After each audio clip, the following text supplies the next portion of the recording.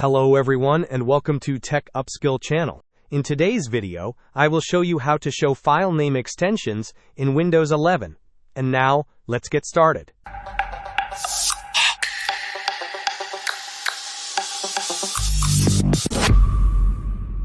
To begin, open File Explorer. You can do this by clicking the folder icon on your taskbar, or by pressing the Windows key and typing File Explorer, then pressing Enter. Once File Explorer is open, navigate to the folder where your files are located.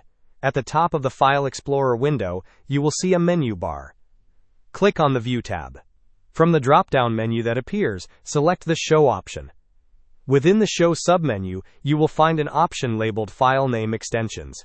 Click on this option to check it. Once checked, file name extensions will immediately become visible for all your files. For instance, you will now see extensions like MP4 for video files, or JPG for image files. If you decide you want to hide these extensions again, the process is just as simple. Return to the same View tab in File Explorer, navigate to Show, and then uncheck the File Name Extensions option.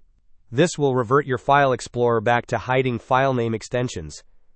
Hope this was helpful. Don't forget to like and subscribe if you enjoyed. As always, thanks for watching and I will see you in the next video.